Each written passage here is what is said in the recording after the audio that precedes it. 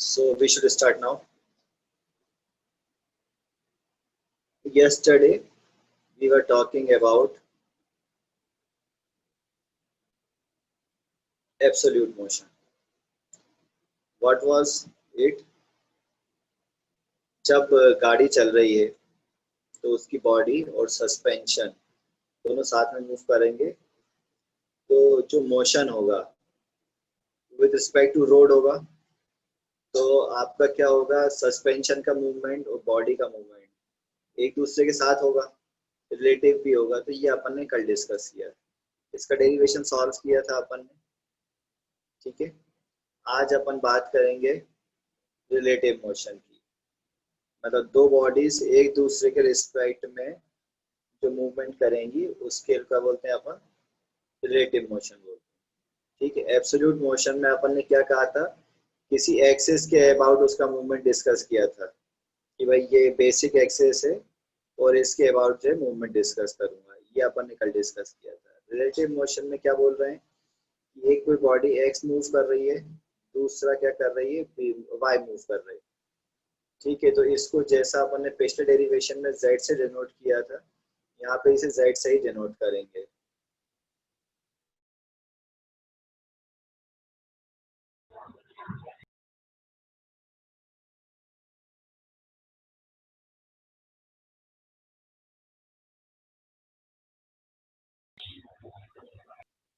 Z is the relative displacement of mass with respect to support.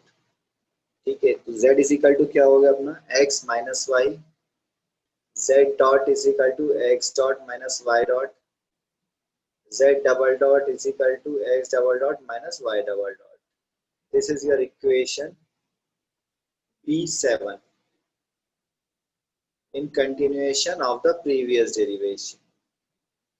ठीक है, last derivation में जो अपनी इक्वेशन फिनिश हुई थी वो इक्वेशन थी B6 थी, ठीक है, जिसमें अपन ने फेस एंगल का डिफरेंस निकाला था. Now we are continuing with B7. ठीक है, ये जो वैल्यूज हैं अपन इक्वेशन B1 में रख देंगे.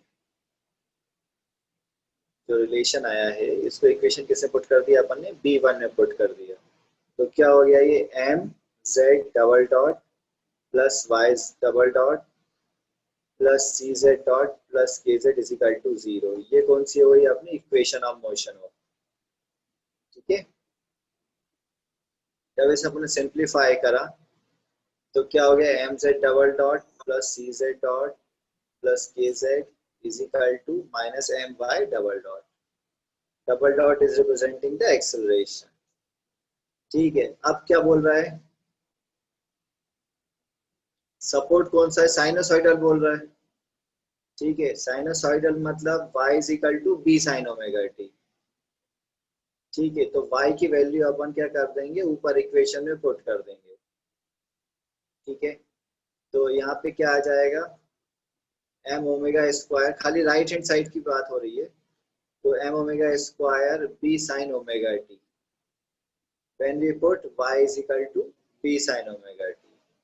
क्यों, क्योंकि क्या बोल रहा है, द सपोर्ट इज साइनोसॉइडल, क्या कह सकते हैं, the sinusoidal support excitation is assumed in the system. That's why we are taking y is equal to b sin omega t and we put the value of y in right hand side. ठीक है, इसको क्या बोलते हैं, this equation is known as relative equation of motion and it is same as equation A1. ठीक है, तो यहाँ पे अपन लिख सकते हैं mx double dot plus c x dot plus k x is equal to m zero omega square e sine omega t. ये अपन ने किससे पढ़ा था, डेरिवेशन में पढ़ा था. ठीक है, तो इसको नोट कर लीजिए, फिर अपन नेक्स्ट स्लाइड स्टार्ट करते हैं.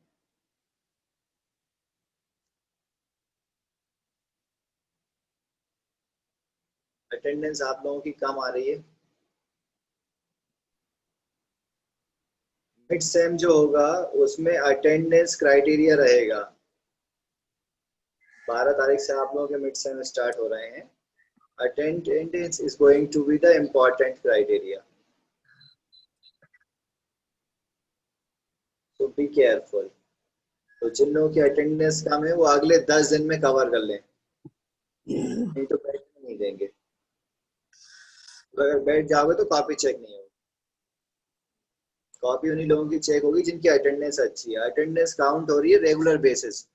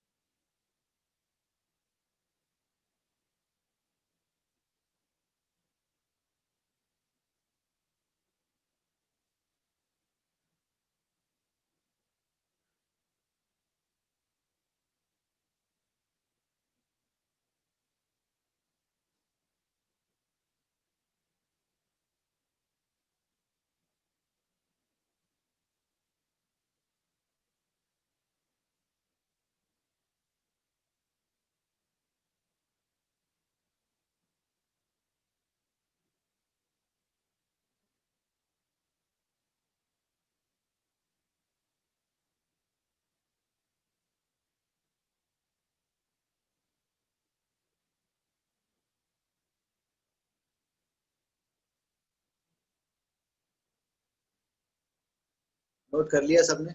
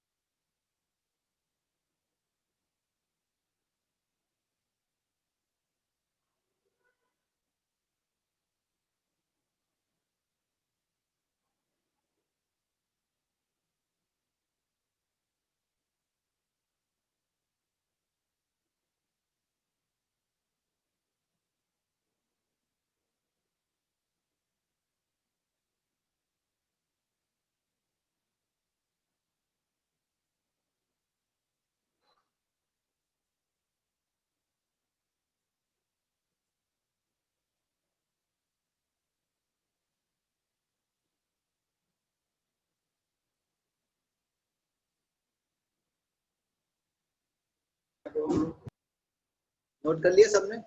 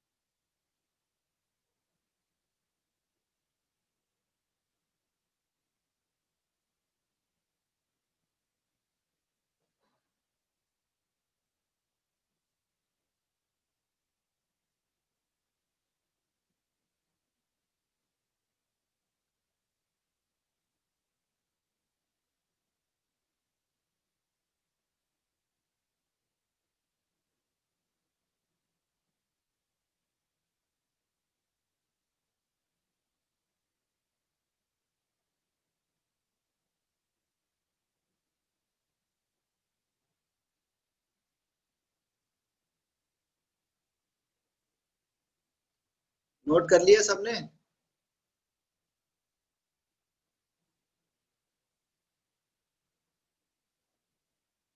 Yes sir. Note, very good. ये उसके आगे का है। नाउ अपन अज्यूम करेंगे, let us assume that the steady state relative amplitude z lacks the excitation by angle alpha. ठीक है, कितना डिफरेंस है? अल्फा। तो इक्वेशन को कैसे लिख सकते हैं? एम्पलीट्यूड क्या है? जेड है, कैपिटल जेड। और कितना लैग कर रहा है? अल्फा। तो Z, small Z is equal to capital Z sine omega T minus alpha, इतना लैग कर रहा है। तो equation equation for ratio of amplitude z upon b can be written as omega upon omega का square upon root 1 minus omega upon omega का square bracket का square plus 2 epsilon omega upon omega n का whole square. This is your equation B9 derived from equation A2। Amplitude का ratio निकाला था equation A2 में अपन ने। ये पूरा का पूरा चैप्टर आपस में इंटर रिलेटेड है। रेफरेंस लेंगे पुरानी इक्वेशंस का। और अल्फा कैसे लिखा जाएगा? Alpha is equal to tan inverse 2 epsilon omega upon omega n upon 1 minus omega upon omega square. This is your equation B10। ठीक है, ये जो अपन ने प्रीवियस ड्राइव किया था उसके बेस पे ही यहाँ पे z अपॉन b का रेशियो निकाला है और अल्फा मेंशन किया है। तो you are getting equation B9 and equation B10। ठीक है, प्लीज नोट कर लीजिए इसको। तो अपन आगे की स्लाइड करें फिर।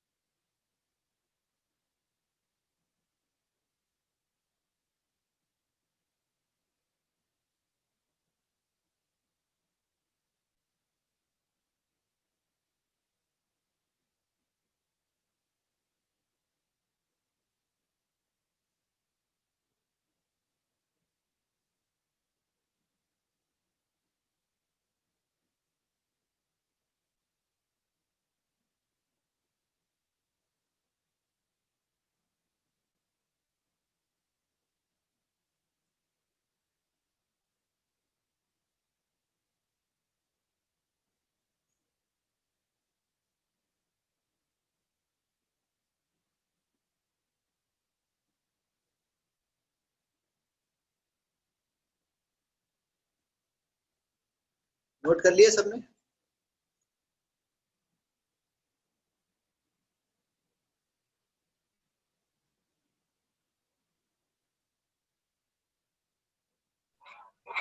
Yes, sir.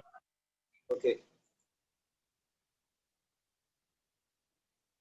on the basis of these equations, these are the statement, or we can say these are the conclusion. When omega upon omega n greater than 3, the amplitude ratio z upon b is almost unity. क्या बोल रहे हैं? जब omega upon omega n greater than 3 रहेगा, amplitude z upon b क्या रहेगा? Unity रहेगा। ठीक है, अब इधर आओ आप।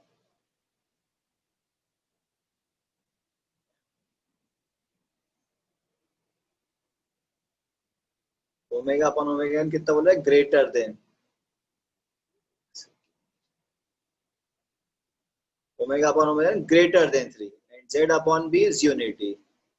ये देखिए, ये आपका आया, देखिए हॉरिजॉन्टल एक्सिस पे देखिए, ये 3 मेंशन किया हुआ है, frequency ratio omega upon omega n। ये 3 से ऊपर चला गया और z अपॉन b की वैल्यू कितनी आ गई? अपनी यूनिटी पे आ गई। ठीक है, ग्राफ से मैच हो रही है पहली लाइन? समझ में आ रहा है ना आप लोगों को? ठीक है, उसके बाद दूसरा आगे क्या लिखा हुआ है? It means that the relative amplitude z and the support altitude b are equal। क्या होगा? ये 1 होगा, मतलब z अपॉन z भी बराबर, z और b दोनों आपस में क्या हो? बराबर होगा। This is the principle on the basis of which vibration measuring instruments are design. अब इसका मुझे मतलब बता दो कि this is the principle on the basis of which vibration measuring instruments are design. इसका मुझे मतलब बता दो, और जो बताएगा उसे सेशन में 100 नंबर दूंगा। बिल्कुल ओपन है सबके लिए।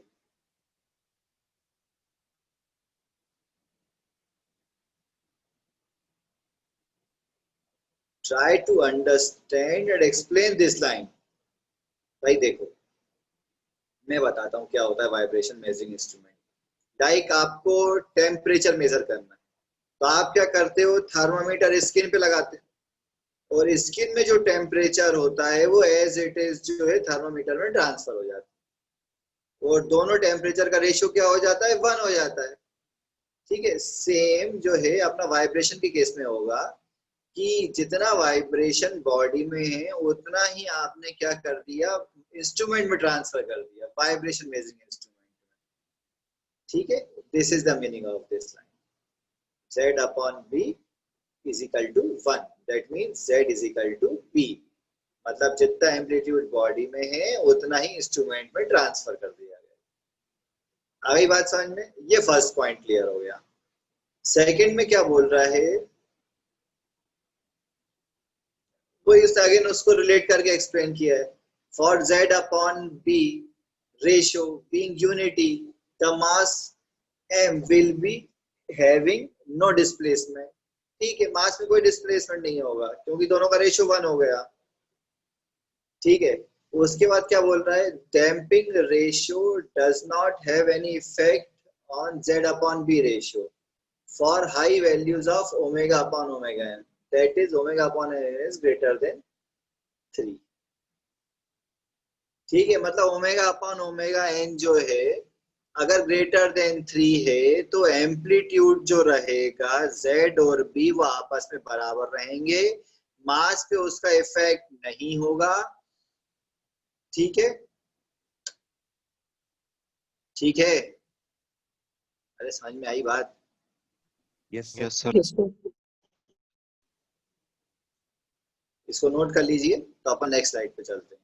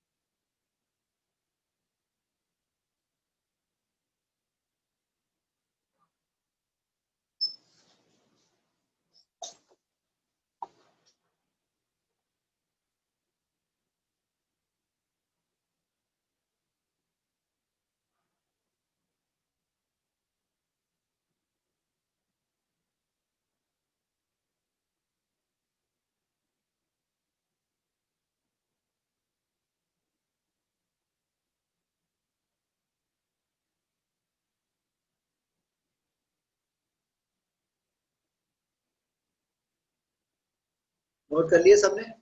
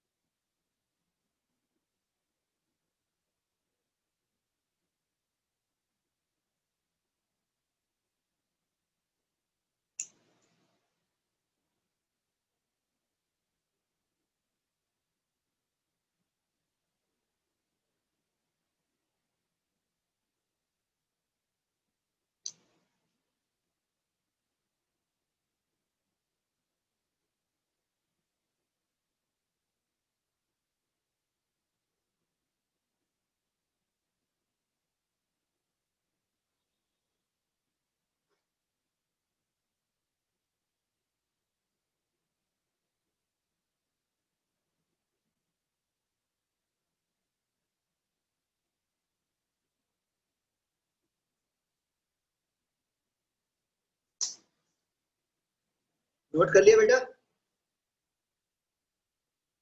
Yes, sir. Okay. Yes, sir. Now we will talk about vibration isolation. क्या होता है वाइब्रेशन आइसोलेशन? वाइब्रेशन को रोकना। कैसे रोक सकते हैं? जो सपोर्ट है, जहां दो पार्ट्स आपस में जुड़ रहे हैं, वहां आप क्या क्या कर सकते हो? रबर पैड्स लगा सकते हो वाइब्रेशन रोकने के लिए।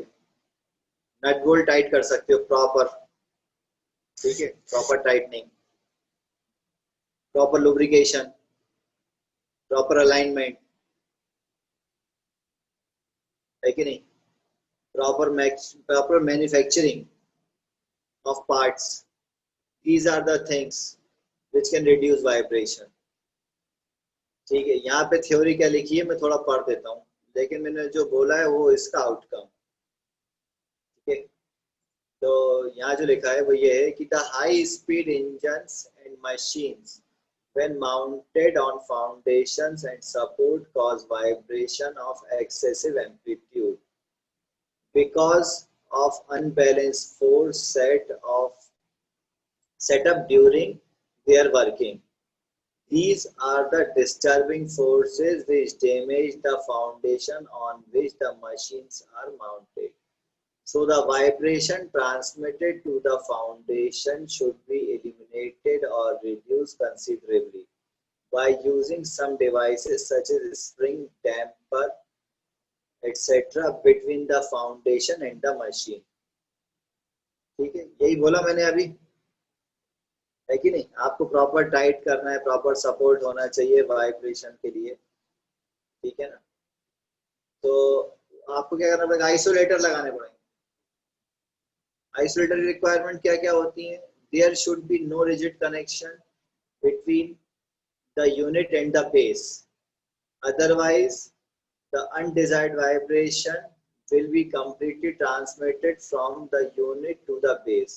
It may damage the supporting structure. ठीक है, सेकंड क्या बोल रहा है? It should be ensured that the isolator maintained together in case the damping material fails.